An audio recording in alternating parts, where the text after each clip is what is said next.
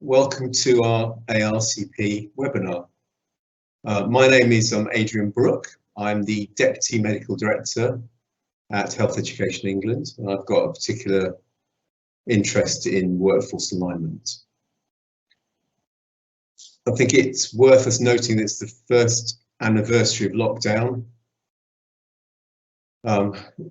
You've shown amazing support for your patients, the NHS and the country as a whole, whether you've done that directly or indirectly in the front line, whilst caring for your families, your loved ones, and trying to look after yourselves at the same time. And all the time balancing this with continuing with your career development within and along your programmes.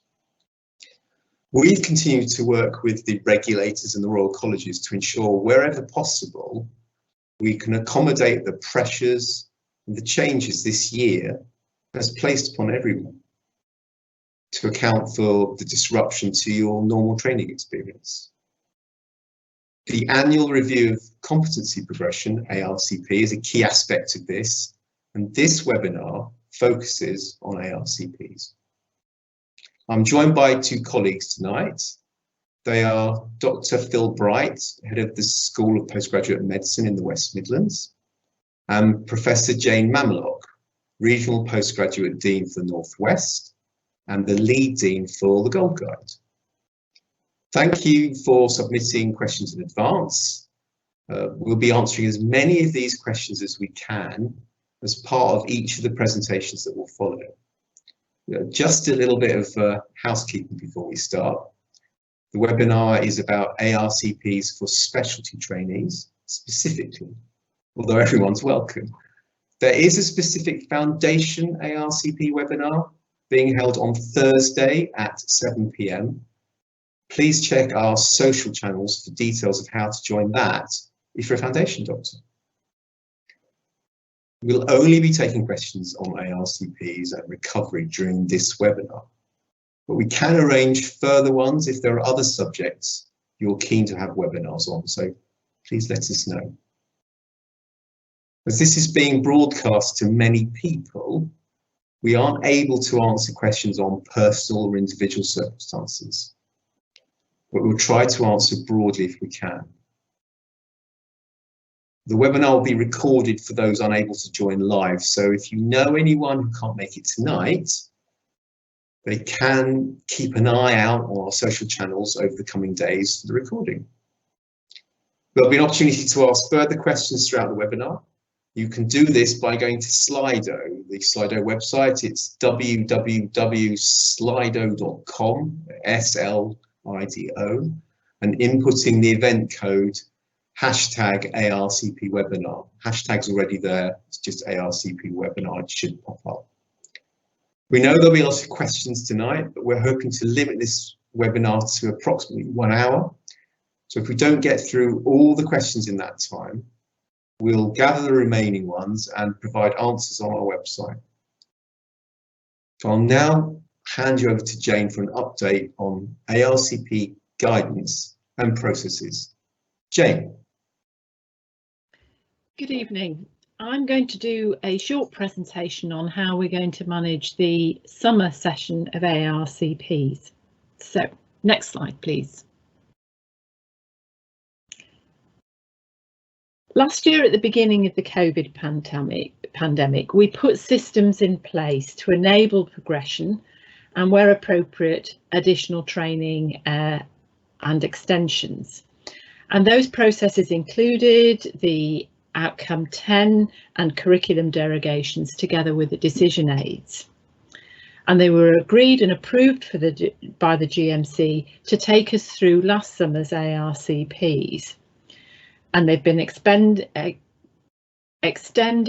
as the longer term impact of the pandemic became apparent. And in developing the catch-up and training recovery plans, it's become clear that the enduring impact of COVID is likely to be for some time yet to come, possibly even as long as 3 to 5 years. And our training and progression assessments will inevitably change, just as the requirements for service and how we deliver healthcare will change post-pandemic. So when we set out last year, we gave the outcome 10s, and they're due for review at this round of ARCP assessments. And we anticipated that most trainees would have achieved the necessary catch-up by the next ARCP, so that's by this summer. But given the continuing impact of COVID, clearly that hasn't happened. So this webinar is to support trainees and educators in managing the ARCPs going forwards. And whilst a lot of information from my presentation is directed at the educators and programme managers managing the ARCPs, it's really important that trainees are aware of how the process, how those decisions are taking and the process is being managed, so that they understand and know exactly what to expect of their ARCPs and their education reviews when they come to them in the summer. So next slide, please. So this is the outcome 10. That's as it was written last year, and there's been no change. So we agreed that we would have no fault outcomes that would recognise the impact that external factors completely outside of your control has had on your ability to progress in your training. So that's why it's no fault. And the 10.1 was equivalent to an outcome 2, and it's used for trainees who have not been able to demonstrate the required capabilities, but those capabilities can be made up at the next stage of training, and crucially, they can progress to the next stage of training. And I deliberately put this bit in red to sort of ram the point home.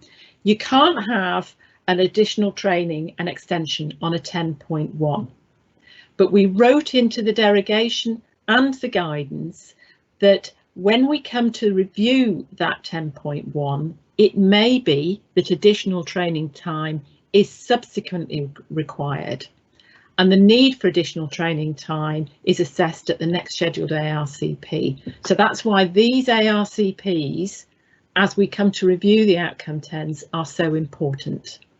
And then just one last thing, the 10.1 is like the outcome 2, it's subject to a review rather than appeal. Okay, so next slide, please. What happens if a trainee is on a 10.1 and the critical progression requirement has not been met? And again, I'll cover this repeatedly. I absolutely want you to follow due process. Decision aids and your TPDs should not bypass process.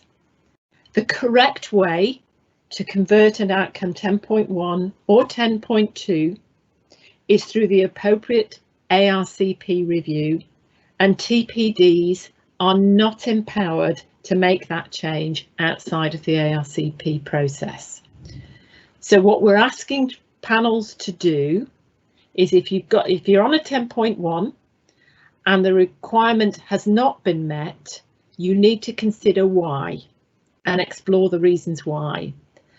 And if it's related to COVID, then you can consider an outcome 10.2 to enable the extension and additional time. And if it's unrelated to COVID, and you're looking at the factors that have operated during this review period, not whether what happened last year when you gave the 10.2, it's this review period. But if the reasons are entirely independent of COVID, then it's likely to be an outcome 3. And the amount of additional time is determined according to the schedule set out in Goal Guide 4.105. Next slide, please. So I just want to talk through outcome 5s. So the outcome 5 is a holding outcome, and it's there when there's insufficient information and evidence and an assessment of progression cannot be made. So technically, it's an administrative outcome. It's limited to 8 weeks from the ARCP panel. And if you come to ARCP and the review of progression is dependent on an exam result, and that result is likely to be known within 8 weeks of the ARCP, then you can legitimately use an outcome 5. But if the exam's been cancelled, you should not use an outcome 5 open-ended to hold pending the exam results, unless that cancelled exam is rescheduled, taken, and the result known within that maximum 8-week period. And that's actually quite a tall order. So what we're asking ARCP panels to do is actually to review all the evidence at that time and agree the likely outcomes that you will award when you know the exam result. So the range of outcomes following the outcome 5, and make those explicit to the trainee. So the trainee knows, actually, if it's an exam pass, then it's likely to be a 1 or 6, dependent on where you are in training. If it's not passed, then it's a 2, 3, dependent on whether it's been impacted by COVID. And the reason we're asking panels to do that is it streamlines the process, and it reduces the perceived burden of assessment. We will not be required to reconvene a panel to review the outcome 5, because that same panel has actually reviewed all the evidence and agreed the range of likely outcomes, and then the panel chair will be empowered just to make those conversions once you know the result, and that's important. Okay, next slide, please. So moving to the outcome 10.2s. This is a no-fault outcome similar to an outcome 3, so it does require a period of additional training time. And it's been used in 2 situations. If you're at a critical progression point and you cannot move beyond that can't be made up at the stage of training, and if you're at a critical progression point that's at a CCT, then it would have to be an outcome 2. And the outcome 2, like the outcome 3, is subject to the full appeal process. So next slide, please. So this is the easy one. If the sole reason for the 10.2 is you're awaiting an exam result at a critical progression point and there's evidence of a pass, this is really straightforward. It's an outcome 1 or an outcome 6. So if it's a critical progression point but you've not finished your training, then it's an outcome 1, satisfactory progress. And if you are at the point of CCT, then it's an outcome 6. So that's the straightforward one. Next slide, please.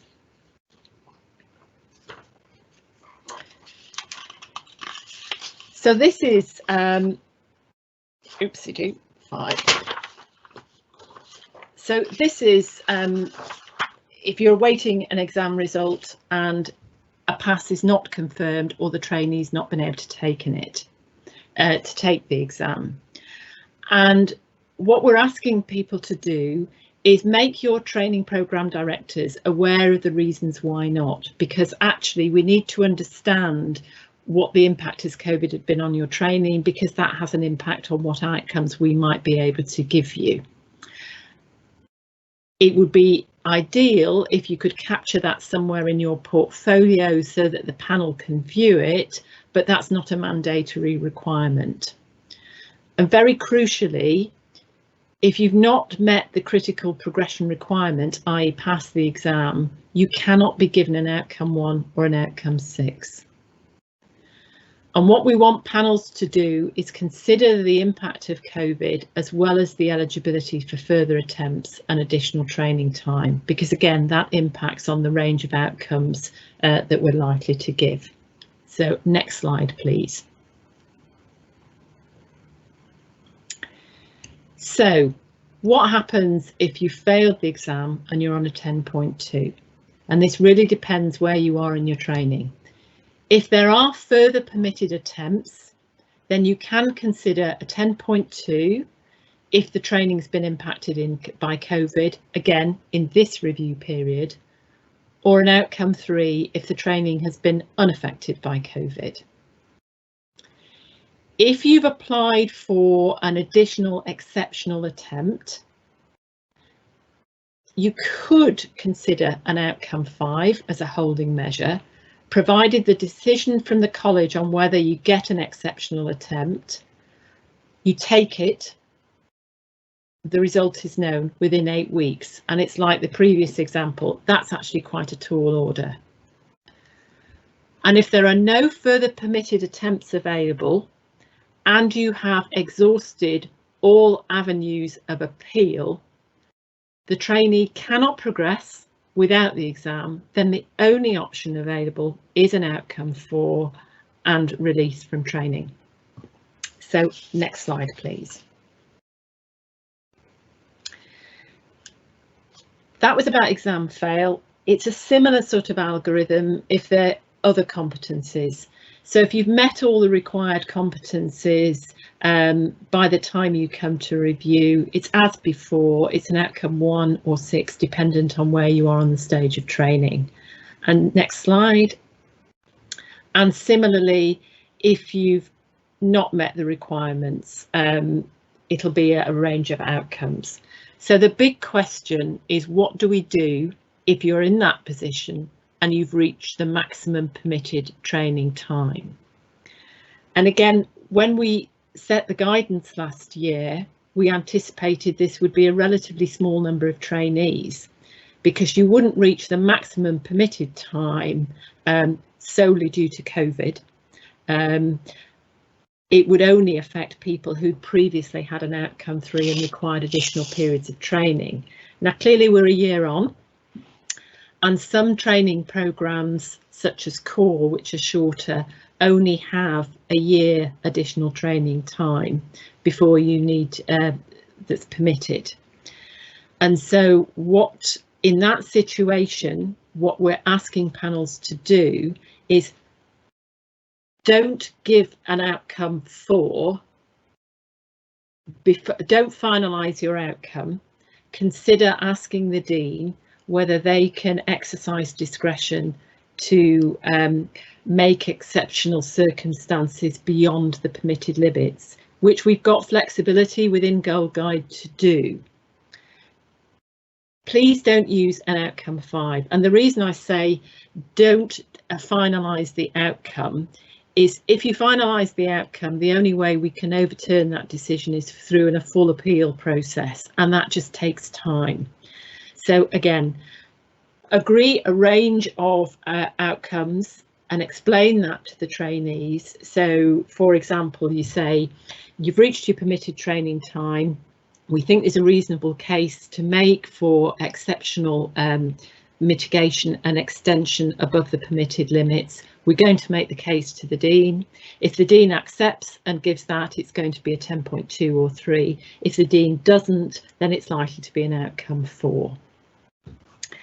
But it comes with certain caveats. So next slide, please.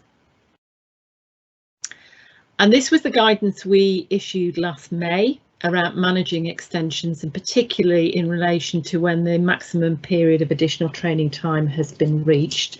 And I just want to highlight the last 2 bullet points. Forgive me, I'm just getting to my script there.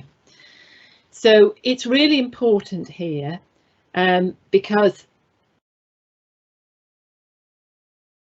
what we're asking people to do is make that recommendation, and the criteria for us to consider that is there has to be evidence of improvement along that training, along the progression trajectory, and a realistic prospect that the required level will be reached in the time available. And that's the information that the deans need in order to be able to make the decision. So if your panel asks the dean for additional training time and doesn't justify that and make that information available, it's likely that the dean is going to say no, I don't have enough information, then it's an outcome 4. So it's in your best interest to make the case and supply the information about how you have improved on that progression trajectory. So next slide, please, which is my final slide, and I'll leave that there with you. Nothing has changed since last year, and despite some of the decision aids being extremely complex, this is actually a very simple process. There are 3 steps in the algorithm.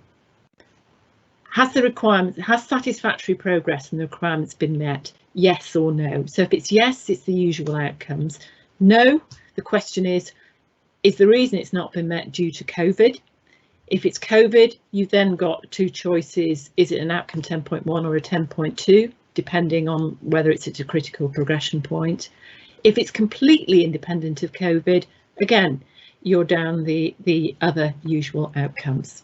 And it really is as straightforward, as simple as that. So I am going to move on to the questions that have been sent to me. And some of them I've already answered, but it's useful to go over it again just to reinforce the important points. So the first one, and this is where I do feel a bit like the pantomime and ask you to shout out the answer. The first one is, can an ARCP outcome be converted following an interim review by an ES-TPD? So that's, can your ES or TPD convert a 10.1 to a 10.2 at your interim review? And the answer to that is absolutely not. Please stay in process, and the correct process is to bring it to an ARCP for them to make the decision, and the only way to change an outcome to an alternative one is through due process. Next question.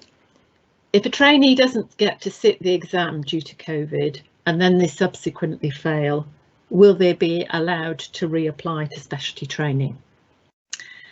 And the answer is sort of yes and no. It's very much dependent on college and specialty specific recruitment criteria and anything that's been put in your curriculum derogations. So generally speaking, we would want to support people to be able to reapply to specialty training, but please refer to your specialty specific recruitment and derogation criteria.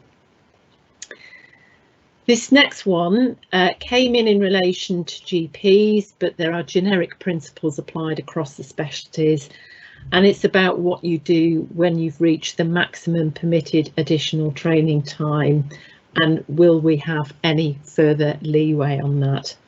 And I think I've answered that quite explicitly at the end of my webinar, so that yes, there is exceptional discretion, but in order, you ask the dean to consider that, and you need to be assured that there's evidence of improvement along that progression trajectory and a realistic prospect that the required standard will be met in the time available. And that information has to be available to the dean for us to be able to make that judgment call. Next one is regarding outcome 5s and what you do if you're in a position where the exam just straddles that 8 weeks and you need perhaps a little bit longer on the outcome 5s. How much flexibility are we giving on outcome 5s? Now, the standard answer from a goal guide perspective, as I've illustrated to you, is if it goes over 8 weeks, you cannot use an outcome 5. And what we're actually not encouraging is open-ended outcome 5s. We did put it to the 4 nations that we might want to consider a derogation to the outcome 5 so that we've got that flexibility, say, to extend up to a maximum of 12 weeks. But it was felt that that just further complicated things. However, HEE deans do consider that it's reasonable and proportionate and reduces both anxiety and the burden of assessment to exercise some discretion to extend the outcome 5 up to 12 weeks where you're waiting on an exam result that will be available, say, within 2 weeks of that 8-week limit. It does seem crazy to have to reconvene to give an outcome 10.2 for another 2 weeks and then reconvene a panel. So we have agreed we will have that flexibility, and there's guidance gone out to the deans to support the ARCP panels as to actually how we exercise that flexibility on the outcome 5s. Next one is what happens if a trainee on a 10.2 meets the requirements earlier than expected, and I think I covered that. Don't wait to the next ARCP, schedule an early one and they can get their satisfactory outcome, and they can progress either in training or to CCT as expected. We're almost there, don't worry. Can a trainee on an outcome 4 reapply to specialty training? Yes, you can. But if you're reapplying for the same specialty training programme, so if you've got an outcome 4 in GP and you want to have another shot at it, you can, but you need to fill in one of the exclusion forms, exception forms rather, and that has to be supported both by your most recent TPD and postgraduate dean. And the details of how you do that is in Goal Guide 3.108. And then finally, how long will the COVID outcome 10 options be available? The GMC were extremely helpful when they approved the derogations, and although they've repeatedly extended them, they said the derogations would be available for as long as they would be needed and for the duration of the disruption. And actually, in terms of the Goal Guide, there are no plans to take it out of Goal Guide 8. It will stay in Goal Guide 8 as long as we need it, which, as we've said, it's likely to be longer term, several years. And certainly in the planning for Goal Guide 9, we think we need to leave some sort of no fault outcome with specific criteria that trigger their use in a national emergency like a global epidemic such as COVID. So the short answer is the options will be there as long as they need to be, and for the foreseeable future. So that feels like a bit like a marathon for me, but I'm now going to hand you over to Phil for an update on training recovery and for him to answer some of the slightly harder questions. Thank you very much. Well done on the marathon. I'm Dr. Phil Bright. I'm head of School of Medicine in the West Midlands and working on training recovery within HEE also. Train recovery is something which is really focusing our minds in HEE, as I'm sure some aspects are for yourselves. Next slide, please. So just a review of where we are. We're very aware there's been a significant loss of experiential training over the last 12 months, whether that be because people have been redeployed functionally, i.e. they're still working in the same place, but their patients have changed around them, or whether effectively the clinical service in which they were trying to get their training has ceased to operate and they've just simply lost that experience. There's also significant disruption to examinations, with examinations being postponed. But not only that, many trainees have not had the time to prepare for examinations in the usual way, and obviously examination preparation courses have also not been running. And all this is happening at a time when people are tired, often demoralised, stressed, and worried about their future. And that includes trainees and trainers. So everybody pretty much in the same boat. Service recovery planning is now starting in many organisations, and there is a potential that service recovery and training recovery won't be aligned, and one of our principal objectives is to ensure that they are as far as possible. We're starting to develop local recovery plans, but we fully appreciate that training recovery as service recovery will probably take several years to fully wash through the system. Next slide, please. So the current phase, we're working to understand the problems, the specifics of what training people have lost and the size of the problem. We've run the training risk reporting tool, which we made available to trainees to report to us what their concerns were about training. The information from this is proving invaluable as we have conversations with the GMC and the colleges about the refresh on the derogations, which we'll come to later on. It's also helped us to highlight the most at-risk specialties, and we're using that data in our reports and in our thinking. Alongside this, we've run a survey of training programme directors. We ran the first round of this, which closed at the end of February, and gave us data as to the estimated number of extensions and their consideration as to the reason that extensions might be needed. In addition, they also gave their thinking about what might be done. That's now into its second round, and that will close on the 12th of April, and will give us updated information as to the risk of extensions. But we also know it's not all about those trainees who need an extension because of a outcome 3 or 10.2. Many trainees who progress on a 10.1 will be carrying with them a burden of unmet curriculum need, and we need to be thinking about how we help trainees to meet that.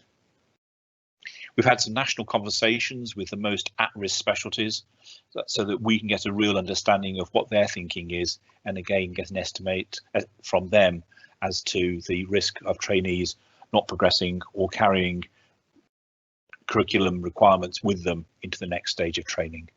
Next slide, please. So at this current phase, this is what we're now planning. We're working closely with the colleges and the GMC to refresh the decision aids and the derogations.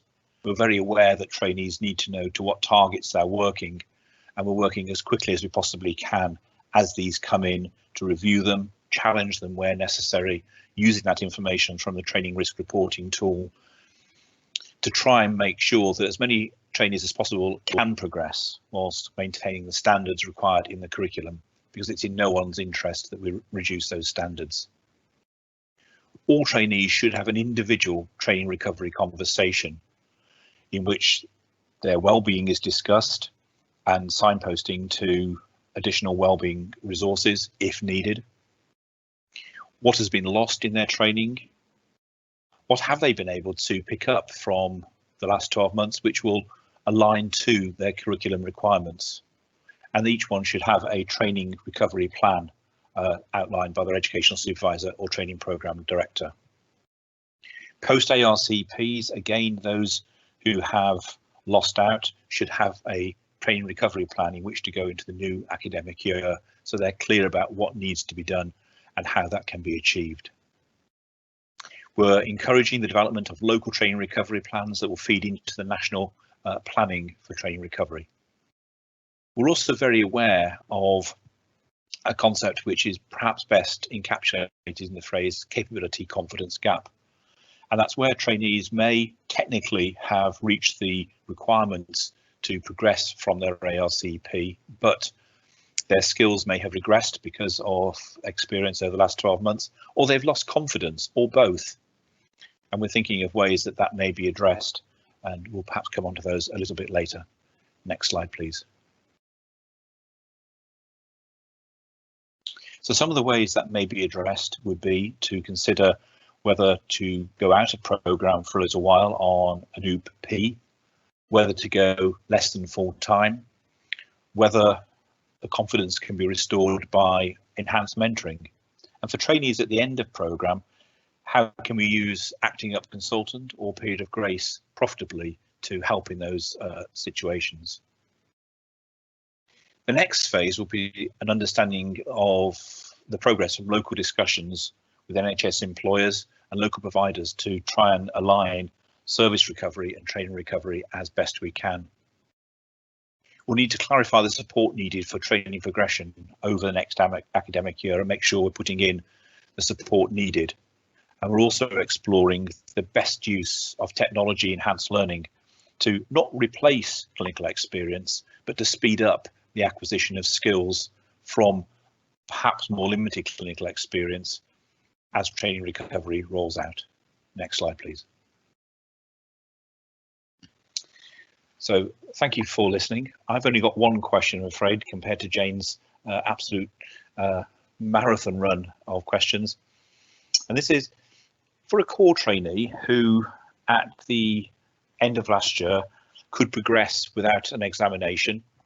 What happens if on that 10.1, having entered into ST3, they still haven't got the examination? This very much depends on what the derogations are within an individual specialty, but within medicine, for instance, it is expected that a trainee who was allowed to progress into higher specialty training into an ST3 job on a 10.1 would probably be given an extension at the end of ST3 to allow them to catch up. And there's a degree of fairness here in that it is perhaps sometimes unfair for trainees to be expected to progress carrying the worry and the concerns of unmet training needs from their past forwards. And perhaps at this point, actually, it is better to give an extension to training at this stage. And certainly that's how the derogation for medicine in this case, but also for many of the other specialties has been set. So thank you very much for listening, and I'll hand you back to Adrian for the question and answers that have been submitted on Slido. Hello. Well, thank you very much, Jane and Phil, for those two romps through. So many of the questions have been answered in the presentations, but whilst my colleagues have been speaking, you've been asking questions, and they've really come in right since the start of the webinar. So I think questions come up a couple of times is around shielding, and for my erstwhile colleagues, Phil and Jane, we record the questions on a time basis. So if colleagues would like to look at the 1902 question, that will give them a good guide. So this is around what to do if you've been shielding or pregnant and therefore be not able to access kind of the curriculum or the workplace. What are the implications there for an ARCP outcome in these times? So Phil, do you want to have a go at answering that to kick off with, please? Thank you. I think probably the most sensible approach in this situation is to for the ARCP panel to assess where the trainee has been able to get to.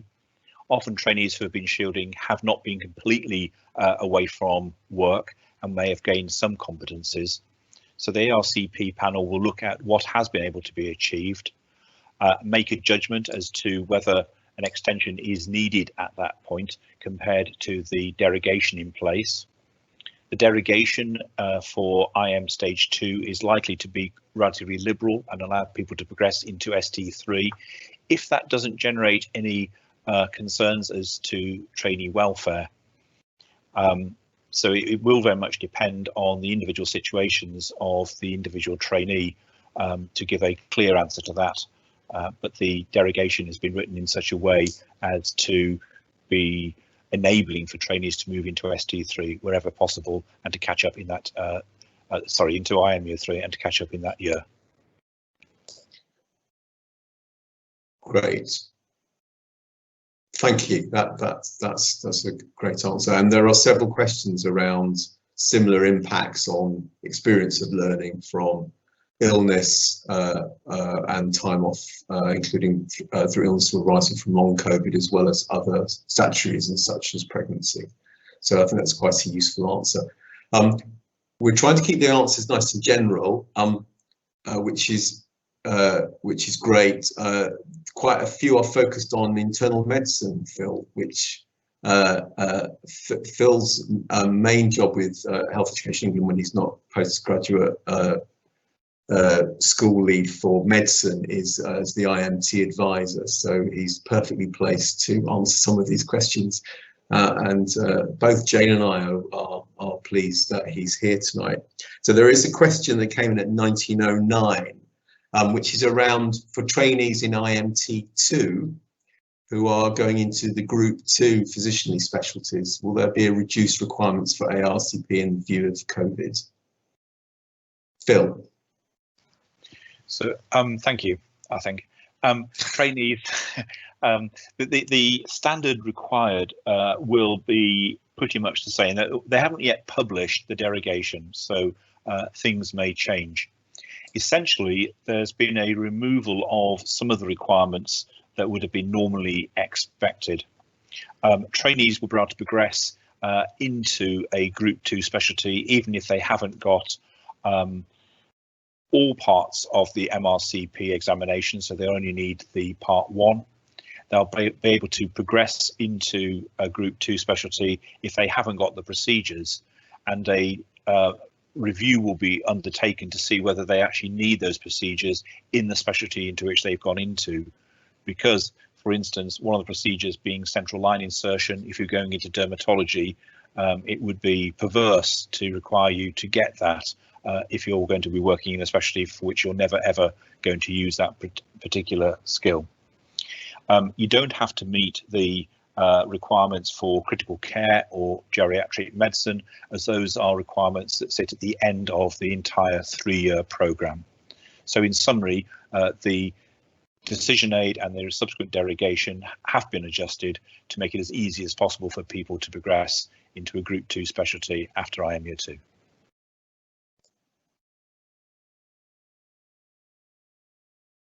Thank you, Phil. That's a very helpful answer.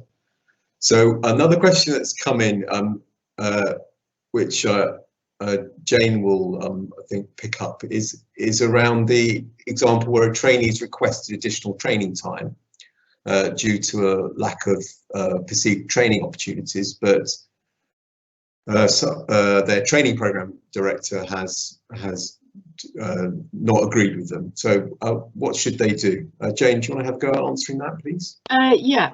So first of all, this is where my plea to stick to process. First of all, it's not up to your TPD to, they can recommend additional training time, but actually that decision is made by the panel and subsequently by the Dean, not by your TPD.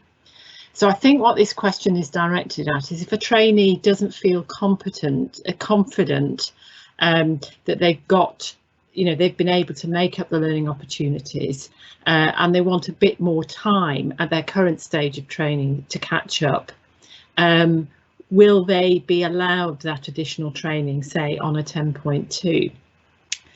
Now, the short answer is if it's confidence rather than competence deficit, there are other ways that we can support you to make up that competence-confidence gap without necessarily extending your training at this stage. However, we are looking at areas of flexibility. So, for example, there are some specialties where they don't have a critical progression requirement, but in order to be safe at the next stage of training, they need to have confidence in a specific procedural skill, say in anaesthetics. And the key there will be, if it's a patient safety issue, then you would be extended, even though it's not necessarily a critical progression point. So it's sort of yes and no, but we would always try and support trainees in providing the learning opportunities wherever possible within programme. And if they cannot be met within programme, then trainees will be enabled extensions as far as practically possible.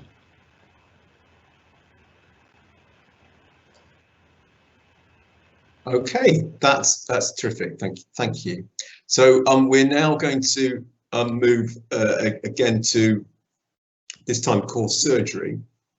And I think this is around the fact that we're in a system which is currently in some degree of flux. So there's an anxiety that trainees have not been issued with finalised ARCP requirements for core surgical training in the Northwest, but I guess that's probably an issue not just in the Northwest. And the question is, will this be finalised soon? So Phil, would you care to have a go at that? Because I think you've been involved in many of these discussions. Thanks.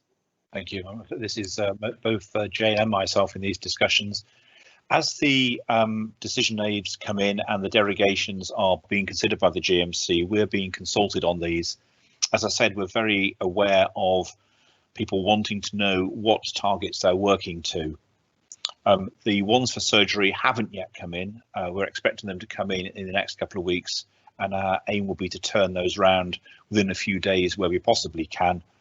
That gives us time to have the necessary thinking about it, consider what the issues have been that's been reported to us, and then to feed that back and have a conversation with both the surgical colleges and the GMC as to what the final derogation should look like. So our apologies that that's not there yet, but it's simply because they haven't yet been submitted to us for consideration, and when they are, we will speed them through our thoughts on it and get those published and out to trainees as fast as we possibly can. Okay, that's great, thank you. So we're now dealing with a question that's come up around trainees who are here under a Tier 2 visa arrangement, this is slightly less to do with the COVID, but its effect on the visa. Jane, do you want to have a quick go at answering that? So if you're unsure, we can come back with some directions about how to get the access, how to access information on that. What's the time of the question? 1914. 1914, right. Oh, this is really difficult because. So the question is why. Yeah. So the question is while Jane just comes to the answer. Jane, please. Jane's going to answer this. So I'll phrase questions that come in. What happens to those on a Tier 2 visa if they have an ARCP outcome that means they need extra time, i.e. in terms of sponsorship and visa costs? And this is particularly around the Tier 2 question, I think. Yeah, I can't answer technical questions about the Tier 2 visa, but what I can say is my understanding is the Tier 2 visa is in place so long as you remain in training. So if you come to your panel and you're given an outcome 10.2 or an outcome 3, so you need additional time and you're still in your training programme, then the visa should not be revoked. That's my understanding, and I stand to be corrected if my employment law is not that good. Where it becomes a problem is if for any reason we exit them from training at that stage, or indeed they go out of programme for any reason, then I think that has a material impact on the Tier 2 visa, and whether there's a workaround to enable them to stay in the country to fulfil the training requirement at a later stage. And I can't be more specific than that.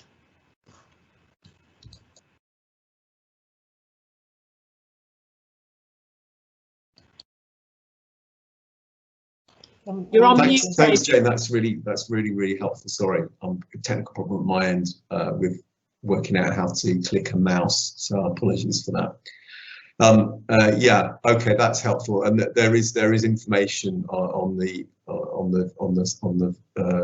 visa FAQ pages, I think, to help out with that as well. So the next question we're going to come to is around curriculum specialty training sign off. So I think we'll probably put Phil to this. So and I guess the question is, how many items of evidence are required to get a curriculum item signed off in medical specialty training? Phil. Thank you. So this very much depends on the programme you're in. but we've moved away from the accountancy phase of medical education where we counted items of evidence. And it's all now about providing enough evidence that the educational supervisor at the end of the year can make a reasonable educational supervisor's report, gathering what evidence is there and opinion about your progression. So the conversation to have is with the educational supervisor who is going to be writing that report, and ask them whether you have enough evidence for them to write a valid report. And it is not about counting the number of SLEs or multi-consultant reports. It is more about, is the evidence there sufficient? And that can be gathered in multiple ways. Thanks, Phil. That's helpful. Yeah, it is an interesting conceptual shift to accommodate COVID, that we're going to look at other indicators of competency beyond the ones that you may be used to pre-COVID in terms of lists of workplace-based assessments. And I think that's a definite shift in approach. So thank you for that. We will then move on.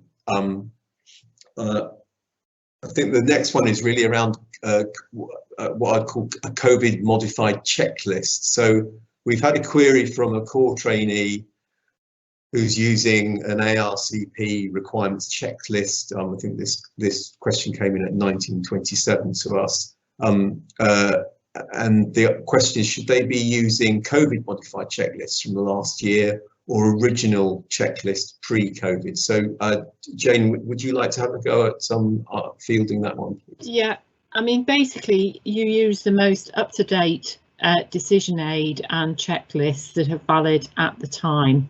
And across the specialties, it's likely to be the COVID checklists rather than the pre-COVID checklists. So check with your specialty which checklist you're supposed to be using. And similarly, ARCP panels need to refer to the most recent decision aid and curriculum derogations. Great. Thank you. So I hope that helps. So there is another question, and I'm not sure we're going to be able to provide the answer, but I will pose it anyway, and I will invite Jane and Phil to have a go answering. But I think this again reflects the dynamism of the question, which flew in at 1935, and the fact that we don't have an answer completely yet, which is, do you have an estimated date for when ARCP criteria will be published? So I don't know who'd like to have a go on this. I know this is something that both Jane and Phil spend most of their waking lives corresponding with the colleges about. Does someone want to have a general answer or go at replying to that? Very understandable. My question is, Jane, over to you. What do you mean by ARCP criteria? I mean, if it's, you know, if you like, what are the requirements and the checklists? We're moving away from indicative numbers, and the colleges are all working very hard on their derogations, which modify the requirements for people. So I think that's the ARCP criteria. You know, what are the progression requirements for each stage of training specific to specialties? They're moving away from indicative numbers, and actually they're just trying to, this is the minimum evidence set and the alternative evidence that will allow you to demonstrate the required competencies for your stage of training. And as Phil said before, the colleges are working very hard on those derogations. They're coming to us to sense check and for us, and we're turning them around relatively quickly. You know, that's how sad we are. We spend most of our waking hours doing this, but you know, they come in and we'll turn it around within 24 hours, get it back to the college, and then it goes back to the GMC for approval. So I can't give you a definitive answer of when it will be published, but we're not going to allow undue delay, as soon as practically possible and in plenty of time, so that trainees know where the goalposts are coming up to the ARCP season. Terrific. That's great. Thank you very much indeed. So that's as clear an answer as I think we can provide given the circumstances, but it follows the same principles, I think, to those that Phil was alluding to in the previous answer. So there's a question that came in at 1940, and I'm aware that we're just 5 minutes away from our scheduled end. So I think we'll be dealing with a few more questions, a couple more questions. Those we can't answer, we will make sure we review them, answer them as carefully as we can, and make sure you have access to them on the appropriate links to the website, which we can put through the social channels. And I think there are separate questions about social channels as well, which we'll make sure we alert you to. So one of our audience has asked, is there a possibility to move trainees to different trusts, perhaps using honorary contracts, to help with procedural competency? And I think this is a particular issue for the craft specialties. And Jane has, I think, put her hand up to answer this. So over to you, Jane. Yes, I mean, yes and no. We're exploring ways as part of the training recovery strategy of how we might optimise that, and included in that will be, you know, if there's a training, if one trust is able to identify ways to meet those learning opportunities, but that's not where particular trainees are based, how we facilitate movement across training sites to enable that. So it may not necessarily mean an honorary contract. We just need flexibility to move between approved training sites of where it can be delivered. So, for example, on my patch, we're looking at ways we can make some of these remote clinics available as training clinics, so that they're not just purely service driven. So a lot of the trainees, say in medicine, who need some clinic experience for their indicative numbers, are larger trusts, you know, so Manchester Foundation Trust is an enormous hospital group. They may be able to have capacity to offer lots and lots of those type of clinics, but some of our smaller trusts wouldn't. So we need to make sure that if you're in a medical training programme, there's almost a loan basis, and you can do some catch-up sessions within the larger trusts that can offer those opportunities. So it's just, we need to be thinking more out of the box and innovatively about how we manage training recovery, but we're onto it, and we're definitely looking at ways of doing that.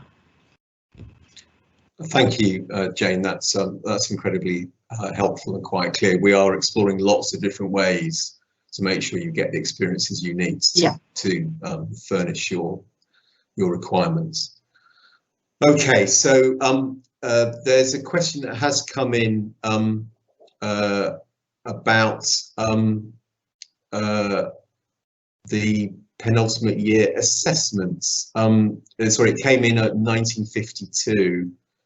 And it says, is a penultimate year assessment compulsory? That this is an assessment that the it's not really an assessment, it's a review that the Joint Royal College's postgraduate training boards are often used as part of their physician training curricula.